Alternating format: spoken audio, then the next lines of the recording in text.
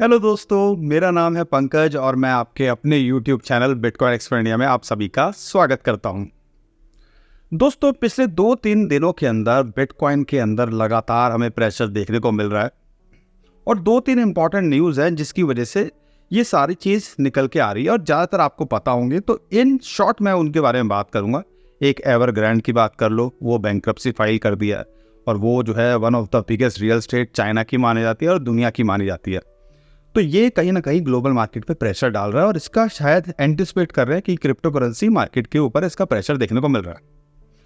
दूसरा है कि जो टेस्ला है या आप कह लीजिए इलॉन मस्क जो स्पेस एक्स है, उसके पास बिटकॉइन थे और वहाँ जो वॉल स्ट्रीट जर्नल की रिपोर्ट निकल के आई या आर्टिकल निकल के आया कि उन्होंने सारे के सारे बेच दिए हैं, ऐसी चीज़ निकल के आ रही है।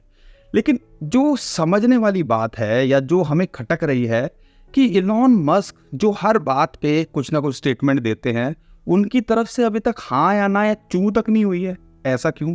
क्या ये तो नहीं है कि मार्केट के अंदर जो है प्रेशर बना के माल बटोरने की जो है कोशिश की जा रही है इस रेंज में? क्योंकि $25,000 एक इम्पॉर्टेंट सपोर्ट है और एक बहुत बड़ा सवाल जो निकल के आता है, क्या $25,000 पे टिकेगा? नहीं टिकेगा तो कहाँ तक, और टिकेगा तो क्यों टिकना चाहिए? उसके बारे में मैं आपको बताऊंगा और बहुत ही इंटरेस्टिंग चार्ट मैं आपके साथ में शेयर करने वाला हूँ और उम्मीद करूंगा आपको वो पसंद आएंगे।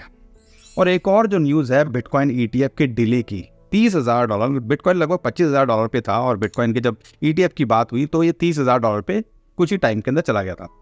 अब वो डिले की बात हो रही है सिक्योरिटी एक्सचेंज कमीशन की तरफ से और इसका भी कहीं ना कहीं एक प्रेशर जो है बनता दिख रहा है।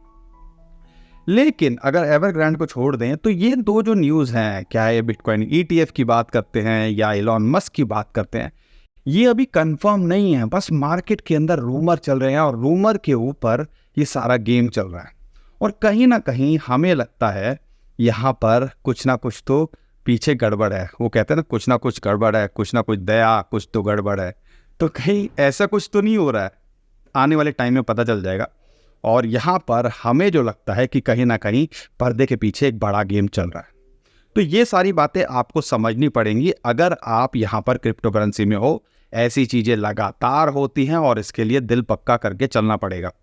जून याद है ना आपको, ये सारे कॉइन्स जो बड़े ऑल्ट कॉइन्स हैं वो नीचे आ गए थे और वहाँ से दोबारे से रिकवर कर गए और लगभग 50 से 100% बढ़ गए थे। ये भैया हुआ क्या था? उस टाइम पे सिक्योरिटी एक्सचेंज कमीशन की तरफ से निकल के आया था कि उन्होंने जो है 40-50 कॉइन को अनरजिस्टर्ड सिक्योरिटी डिक्लेयर कर दिया। बाद में रिपल का केस सॉर्ट आउट हुआ और फिर यहाँ पे चीज़ें निकल के आई, सारे कॉइन्स भाग गए। अब दोबारे से वो नीचे आ रहे हैं, बिटकॉइन का एंटिसिपेट कर रहे हैं कि 25,000 पे भी टिकेगा कि नहीं टिकेगा। तो ये सारी कहानी चल रही है और खिचड़ी सी इस टाइम पे पक रही है। अब इस खिचड़ी को थोड़ा सॉल्व करते हैं, टेक्निकली क्या लगता है, शॉर्ट टर्म में क्या लगता है वो तो मैं आपको बताऊंगा ही। लेकिन एक दो जो इंटरेस्टिंग चार्ट आ रहे हैं जो मुझे लगा आपके साथ में शेयर करने चाहिए, जो बताते हैं कि $25,000 के आसपास कहीं ना कहीं एक सपोर्ट है इंटरेस्टिंग। आप ध्यान रखिएगा, जब बिटकॉइन का प्राइस $15,000 पे आया था ना, उसके बाद $25,000 पे इसको लगातार रेजिस्टेंस मिली थी और वहाँ एक दो बार आने की कोशिश की और फिर रिजेक्ट हो गया $20,000, फिर इसने ब्रेकआउट लिया था। लेकिन जो एक इंटरेस्टिंग चार्ट निकल के आ रहा है, मुझे लगा आपके साथ में शेयर करना चाहिए। कुछ 2019 के अंदर भी हमें ऐसा देखने को मिला। एक आप ये जो ब्लैक लाइन देख रहे हो या आप कह लीजिए सपोर्ट लाइन है, वो लगातार जब इसने क्रैश किया था तो या बॉटम बनाया था, उस टाइम पे वो सपोर्ट का काम कर रही थी, उसको छूता था फिर बाउंस बैक कर जाता और फिर जब उसके नीचे गया और फिर अपना लो बनाया और उसके बाद वही चीज़ इसके लिए रेजिस्टेंस का काम करी और फिर वो जो है दोबारे से वो जो लाइन है आपको ब्लैक दिख रही है 2019 के अंदर, उसको यहाँ ये सपोर्ट या टेस्ट करता दिखा। अब देखो, यही सिचुएशन अगर आप देखते हो तो दोबारे से 2023 में हमने बिटकॉइन का बॉटम 2022 में देखा। उसके बाद में यही जो सपोर्ट लाइन है सेम इसको इसने ब्रेकआउट किया और लगातार ये सपोर्ट का काम कर रहा है।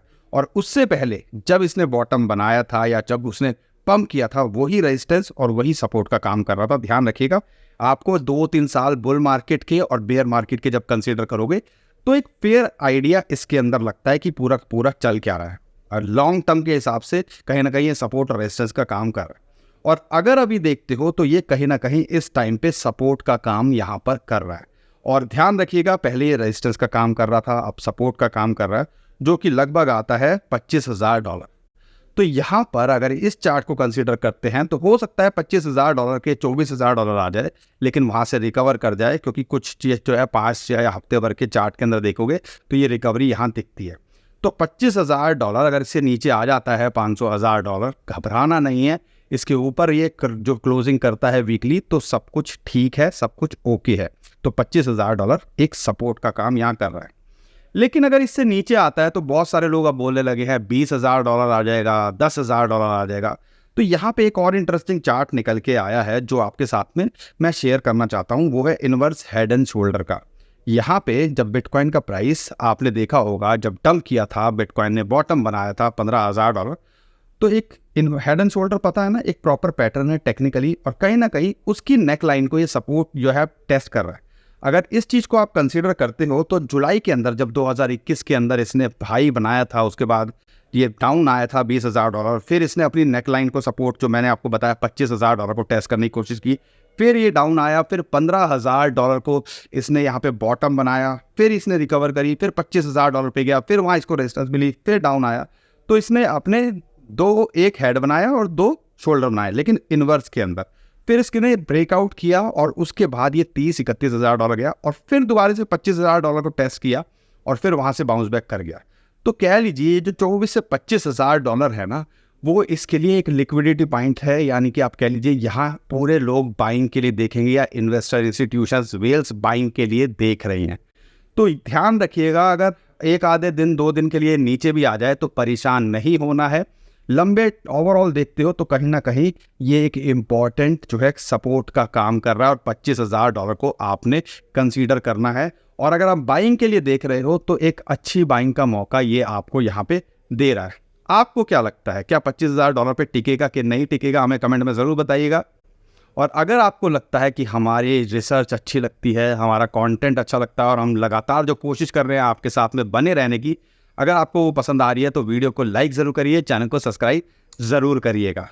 अब शॉर्ट टर्म में थोड़ा बात करते हैं। अब यहाँ पे आप अगर चार्ट को देखते हो तो 3 लाइन दिख रही है, एक येलो वो 100 जो डेली मूविंग एवरेज की बात करें, या आपको ब्राउन लाइन दिख रही है जो कि $27,400-500 आती है, वो है 200 वीकली मूविंग एवरेज, या एक ग्रीन लाइन आपको दिख रही है वो है 50 जो है आपका मंथली मूविंग एवरेज। अब यहाँ पे इन तीनों के नीचे दिख रहा है, ये $26,000 के नीचे चल रहा है। लेकिन यहाँ पे आपको जो कंसीडर करना है, या जो एक्चुअल में माना जाता है कि इनके ऊपर अब $27,500 के ऊपर अगर ये इस हफ्ते में क्लोज करता है तो कहीं ना कहीं अच्छी बात है, तो मार्केट के अंदर सब चंगा सी। अगर नहीं करता है तो हो सकता है फिर ये एक रेजिस्टेंस बन जाएगा 27,500, और हो सकता है कुछ हफ्तों के लिए हमें ये यहाँ पे झेलता दिखे। अब सिमिलरली ये मंथ की क्लोजिंग, ये जो 50 मंथली मूविंग एवरेज है जो लगभग आता है 26,200, इसके ऊपर क्लोज करना चाहिए। इसके ऊपर अगर टेक्निकली क्लोज करता है तो हमें कोई टेंशन नहीं, हम यहाँ पे शांत रहेंगे और चुपचाप माल बटोरते रहेंगे। अगर इसके नीचे मंथली क्लोजिंग होती है, अगस्त की क्लोजिंग होती है, तो कहीं ना कहीं एक परेशानी वाली बात है, फिर हो सकता है कि प्रेशर बने। लेकिन यहाँ पर जब तक इन दोनों के ऊपर क्लोज या नीचे क्लोज नहीं करता तो आपको घबराने की ज़रूरत नहीं है। इन चीज़ों को ध्यान रखना है। तो इमीडिएटली आपको देखना है, कोशिश कर रहा है $26,300 के आसपास आता है, वहाँ रेजिस्टेंस मिलता है, बाउंस बैक करने की कोशिश कर रहा है। तो अगर इसके ऊपर ये मेंटेन कर पाता है तो ये $27,500 को ट्राई करेगा, और उसके ऊपर फिर ये हो सकता है आपको लगभग $28,500 जो रेजिस्टेंस है, जो सपोर्ट का काम कर रहा था, वो रेजिस्टेंस का काम करे।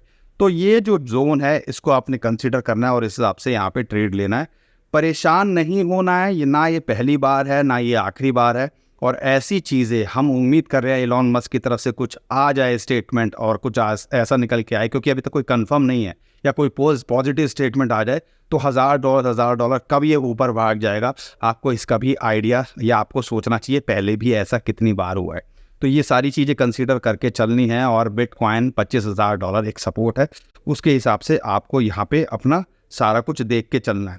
रही बात मैटिक की, मैं बात करता हूँ, रही बात मैं आपकी बात करता हूँ इथीरियम की, डॉज की, शिबा इनू की, BNB की, तो सारे एक अच्छे लेवल पे हैं, एक अच्छी एंट्री बनाने का मौका दे रहे हैं। $1,650 के आसपास इथीरियम चल रहा है। एक और इंटरेस्टिंग बात क्या है, इथीरियम की वेल्स ने $41 मिलियन $41 मिलियन क्रैश से पहले एंटिसिपेट करके सेल कर दिए थे, लेकिन यहाँ पे $1650 के आसपास इस टाइम पे इसके अंदर एंट्री बनती है, बना लीजिएगा। XRP आधे डॉलर के आसपास एंट्री बनती है, बना लीजिएगा। शिबा इनू हमने उम्मीद की थी 800 के आसपास आया होगा, आपने एंट्री बनाई होगी, तो उसके अंदर आप प्रॉफिट में होंगे। BNB की बात करें $200 $180 के आसपास मिले तो आप यहाँ एंट्री इसके अंदर भी बना लीजिएगा। डॉज और दूसरे कॉइन्स की बात करते हैं तो परेशानी की बात नहीं है। डॉज के अंदर 0.06 के आसपास उम्मीद करता हूँ आपने एंट्री बना ली होगी, और यहाँ पे बना के रखो, होल्ड करके रखो, क्योंकि ये जो है सारे अपने लो पर हैं। यहाँ से गुंजाइश 5, 10, 15% से ज़्यादा टूटने की नहीं है, लेकिन यहाँ से रिकवरी की कुछ पॉजिटिव स्टेटमेंट आते ही चांसेस ज़्यादा हैं। 20, 25, 50% आप अपना कमा लो। तो ध्यान रखिए, रिस्क उतना लो जितना आप झेल सको, और अपना जो भी पोर्टफोलियो होता है उसका 5 से 10% से ज़्यादा आपको यहाँ पे कंसीडर नहीं करना चाहिए। और देखो, रिस्क तो सबके अंदर है, रिस्क है तो रिस्क है, तो यहाँ पे आपको डिसाइड करना है। हम कोई फाइनेंशियल एडवाइज़र नहीं है, लेकिन हमारा काम है कि आपको सजेस्ट करें, जो इन्फॉर्मेशन आए वो आपको बताते रहें, लेकिन आप अपना पूरा रिसर्च करो, अपने फाइनेंशियल एडवाइज़र से डिस्कस करो, उसके बाद ही जो करना डिसाइड करना। अभी के लिए विदा लेता हूँ। खुश रहिए, मुस्कुराते रहिए, कमाते रहिए। आपका दोस्त पंकज। उम्मीद करता हूँ आपको कंटेंट अच्छा लगा होगा।